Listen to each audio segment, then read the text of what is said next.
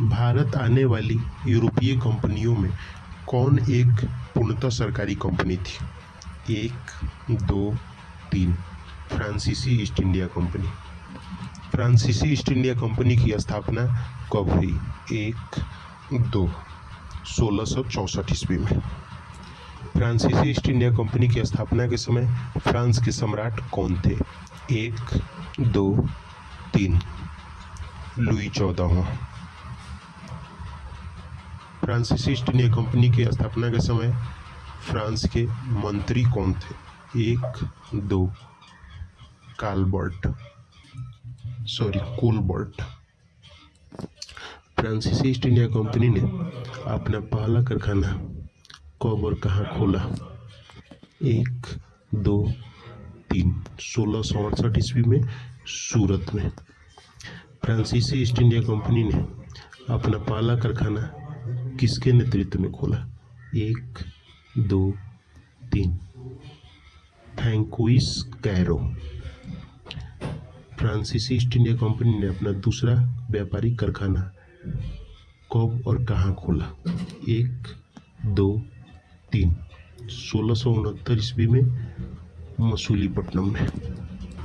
फ्रांसीसियों ने अपना मुख्यालय नगर किसको बनाया है? 1, 2। पांडुचेरी। पांडिचेरी की स्थापना किसने किया? 1, 2, 3। Francis Martin. भारत में सहायक संधि का जन्मदाता किसे माना जाता है? 1, 2, 3। फ्रांसीसी गवर्नर डुप्ले को। फ्रांसीसी ईस्ट इंडिया कंपनी और ब्रिटिश ईस्ट इंडिया कंपनी के बीच जो युद्ध हुआ उसे किस नाम से जाना जाता है? 1, 2। कर्नाटक युद्ध। प्रथम कर्नाटक युद्ध कब हुआ? 1, 2। 1746 से 1748। प्रथम कर्नाटक युद्ध का मूल कारण क्या था? 1, 2, 3। यूरोप में चल रहे ऑस्ट्रिया के उत्तराधिकारी युद्ध। प्रथम कर्नाटक युद्ध किस संधि के तहत समाप्त हुआ? 1, 2, 3। एलासापल की संधि। प्रथम कर्नाटक युद्ध का तत्कालिक कारण क्या था? 1, 2, 3। अंग्रेज गवर्नर बर्नौट के द्वारा फ्रांसीसी जहाज पर कब्जा करना। प्रथम कर्नाटक युद्ध को और किस नाम से जाना जाता है? 1, 2, 3। सेंट थोमे का युद्ध 1748। द्वितीय कर्नाटक युद्ध कब हुआ? 1, 2, 3। 1749 से 1754 के बीच। द्वितीय कर्नाटक युद्ध का मूल कारण क्या था? 1, 2, 3। हैदराबाद और कर्नाटक के उत्तराधिकारी युद्ध। द्वितीय कर्नाटक युद्ध किस संधि के तहत समाप्त हुई? 1, 2, 3। पांडुचेरी या गोडहू के संधि के तहत। अंबूर का युद्ध कब हुआ? 1, 2, 3। 1749 में द्वितीय कर्नाटक युद्ध के दौरान। इसलिए द्वितीय कर्नाटक युद्ध को अंबूर के युद्ध के नाम से भी जाना जाता है। तृतीय कर्नाटक युद्ध कब हुआ?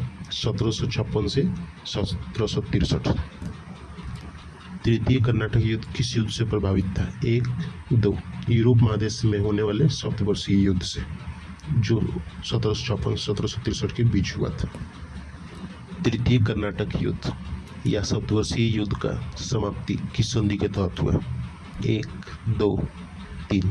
पेरिस के संधि के तहत। ब्रिटिश ईस्ट इंडिया कंपनी और फ्रांसीसी ईस्ट इंडिया कंपनी के बीच वांडीवास का युद्ध कब हुआ? 1, 2, 3। 22 जनवरी 1760 को। वांडीवास के युद्ध में ब्रिटिश सेना का नेतृत्व कौन कर रहा था? 1, 2, 3। सर आयरकुट। वांडीवास के युद्ध में फ्रांसीसियों की तरफ से नेतृत्व कौन कर रहा था? 1, 2, 3। काउंट लाली।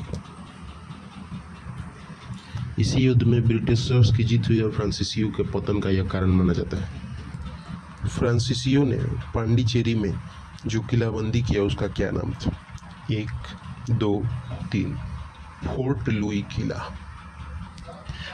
फ्रांसीसियों ने चंद्रनगर का क्षेत्र किससे और कब लिया? 1, 2, 3।